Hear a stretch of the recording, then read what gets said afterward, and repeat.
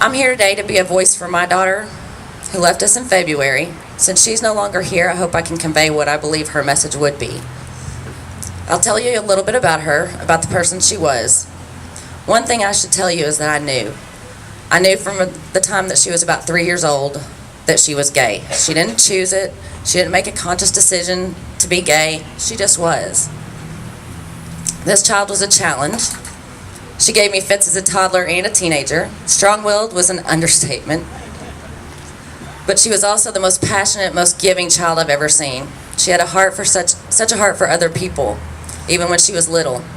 In 4th grade, she and her sister came home from school, and they were adamant that we had to go to Walmart that night. We had to buy school supplies for a little boy in Brittany's class. His mother had 5 children and just couldn't afford to buy everything that all the kids needed. Brittany was appalled that this little boy didn't have his own supplies and that he had to actually borrow from the teacher. So we loaded up both girls and went to Walmart that night. She purchased everything on the list and took it all to him the next day. Because of that experience with Brittany, her sister Delaney created Brittany's backpacks in her honor in August of this year. Delaney was able to purchase and completely fill 69 backpacks in 3 weeks' time and distribute them to local Scott County schools. That's just one example of this child's heart for other people. I've seen Brittany run into the house without saying a word to anyone and feverishly make a bag with sandwiches and bottled waters and packs of crackers to give to someone walking on the roadside because she thought they were homeless and they might need that. I've seen her organize a fundraiser when a former classmate and his son were killed in an accident because she wanted to ease the financial burden on the family. I've seen her give people her own money that she didn't have to give simply because they needed it. She stepped up countless times without being asked. Brittany would have done anything for anyone at any time without question. That's who she was. She also had another side. There was a side of her that she developed to protect herself and others like her. Navigating middle school is a hard task in itself, but growing up a gay preteen and teenager in Scott County was a challenge for her, just as it was and still is for so many others. Britt developed this "don't mess with me" attitude early on. She played basketball from the time she was 6, so maybe that helped to make her the tough kid she appeared to be. She was fierce on the court, and she was fierce off the court. She always stood up for the underdog, for the kid being picked on or bullied or made fun of. She was the protector. There were incidents as far back as elementary school, and there were many more in middle school. There was a time in middle school when a girl had written something on the bathroom wall naming Brittany specifically, as well as a derogatory remark about her being gay. Brittany walked into the restroom. Someone told her about the writing on the wall. She read it. She walked out, approached the group of girls, and asked which one did it. One young lady confidently told her, "I did." Needless to say, the school called me shortly after that. For several years, I felt like I spent as much time in school as Brittany did. She was often in trouble for taking up for herself or for defending someone else. While I didn't condone or encourage her behavior, I'm not sure there's a right and a wrong way to do that. It's simply survival for some of these kids. It was hard as a mother to know that she was bullied, to know that people were saying horrible, hurtful things to her and about her, and to not be able to stop it or fix it.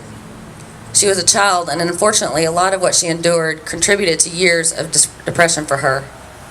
She was strong on the outside, but she was just as vulnerable as anyone else on the inside. I know she wasn't the only one who endured what she did when growing up in our community. I've personally talked to countless young adults who had the same experiences. I hope I've painted an accurate picture of my girl for you. She was tough. She was the defender, the protector, the one who stood up for what was right. But my question is, what about those who can't defend themselves against the bullying and the hate?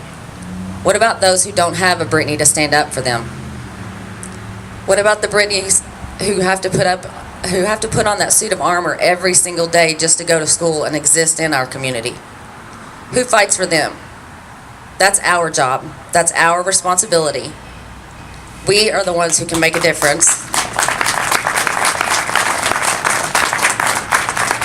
We're the ones who can encourage our leadership to truly protect our citizens, all of them.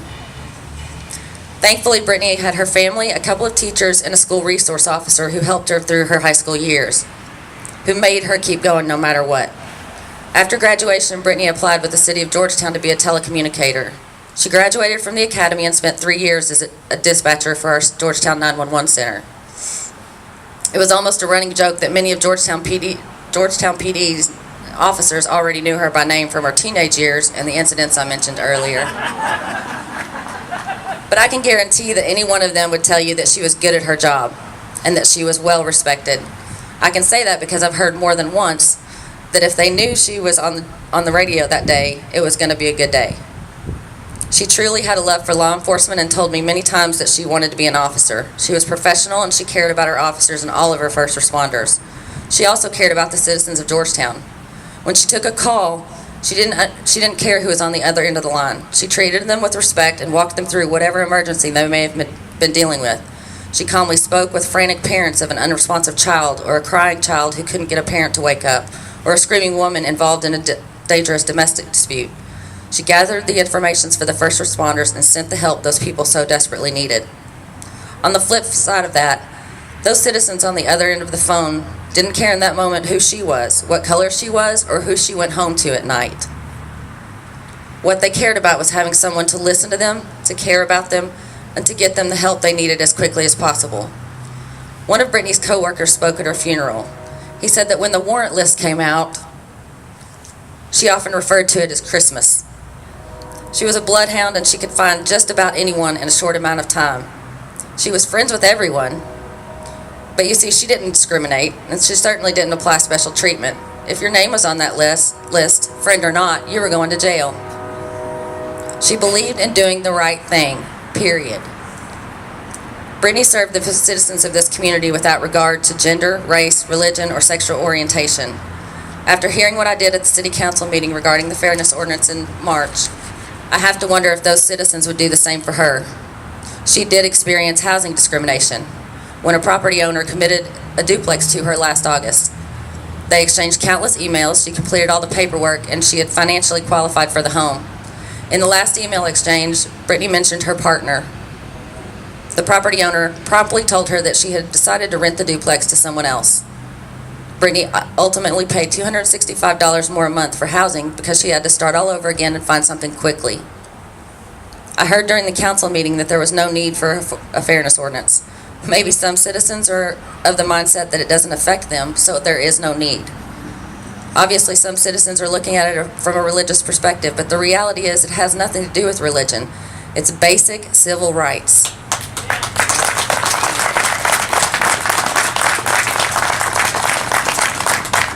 It's the most basic of principles, to simply treat others how you would want to be treated.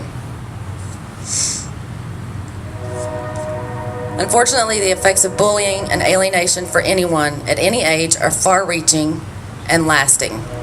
I lost Brittany February 12th of this year to suicide.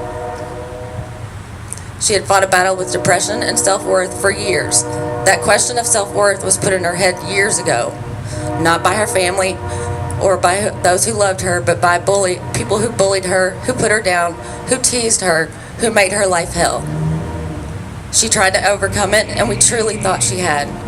But once the stone is thrown, it can't be taken back, and sometimes its damage can't be repaired. At Brittany's funeral, a young lady that I had never met came through the line of visitation. Her mother was with her, and she encouraged her daughter to speak to me through her broken sobs. The young lady told me that she was bullied in school and that Brittany had always taken up for her. It struck me that as much as Brittany struggled, she always put others first. She took up for them. That's what I'd like you to take with you today. If we aren't united in love and we don't stand up, then who will?